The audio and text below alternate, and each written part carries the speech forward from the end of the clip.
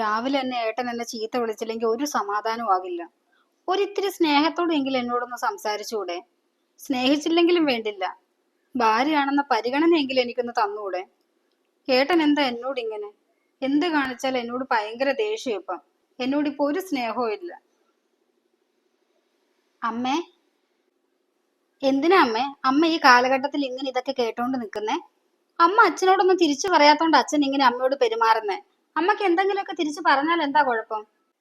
എനിക്ക് അങ്ങനെയൊന്നും തിരിച്ചു പറയാൻ അറിയില്ല മോളെ. ഞാൻ ഇനി എന്തെങ്കിലും തിരിച്ചു പറഞ്ഞ നിന്റെ അച്ഛൻ എന്നെ ഇവിടെ ഇറക്കി വിടും. പിന്നെ ഞാൻ എങ്ങോട്ടേക്ക് പോവും? അത് മാത്രമല്ല, നിന്റെ തുടർന്നുള്ള പഠനം, അത് ഞാൻ എങ്ങനെ നോക്കാനാ? നിന്റെ പ്രൊട്ടക്ഷൻ, അതെന്നെ കൊണ്ട് ഒറ്റയ്ക്ക് നോക്കാൻ പറ്റുമോ?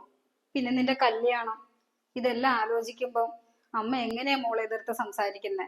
അല്ലെങ്കിൽ തന്നെ 17 വർഷമായി എന്ന് ഞാൻ അമ്മയുടെ കണ്ണുനീര് കണ്ടോണ്ട് എണീറ്റ് വരുന്നത്. അച്ഛന് വല്ല നേർച്ചയുണ്ടോ അമ്മേ, അമ്മേനെ ഇങ്ങനെ എല്ലാ ദിവസവും കരയിക്കണമെന്നുള്ളത്?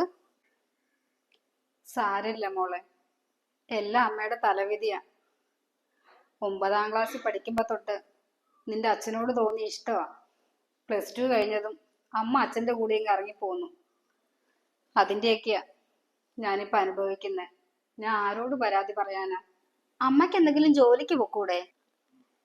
+2 വരെ പഠിച്ച അമ്മയ്ക്ക് ആര് ജോലി തരാനാ മോളെ?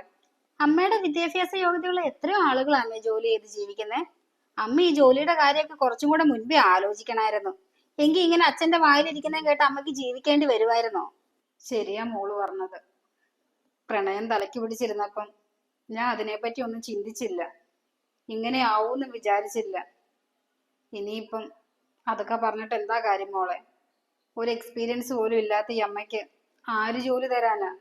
അമ്മയ്ക്കറിയോ, ഇതൊക്കെ കൊണ്ടാ ഇന്നത്തെ തലമുറയിലെ പെണ്ണുങ്ങളെ കല്യാണം കഴിക്കാൻ തന്നെ മടിക്കുന്നത്. എനിക്കെന്തായാലും കല്യാണമൊന്നും വേണ്ടമ്മേ. മോൾക്കിന്ന് കോളേജിൽ പോണ്ടതല്ലേ? മോള് ചെന്നിരുന്ന് പഠിക്ക്. ശരി അമ്മേ.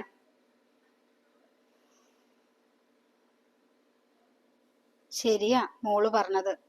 അന്നേ ജോലിക്ക് ശ്രമിച്ചാ മതിയായിരുന്നു. അങ്ങനെയാണെങ്കിൽ ഇന്നിപ്പോ ഇങ്ങനെയൊന്നും കേട്ട് ജീവിക്കേണ്ടി വരില്ലായിരുന്നു. അതെങ്ങനെയാ? ആരോടും ഒന്ന് എതിർത്ത് പറയാനുള്ള ധൈര്യമൊന്നും അന്ന് ഇല്ലാണ്ടായിപ്പോയി. എന്ത് ചെയ്യാനാ? എന്റെ തലവിധി. അതിനി മാറ്റാൻ പറ്റുമോ? അനുഭവിച്ചേ പറ്റൂ.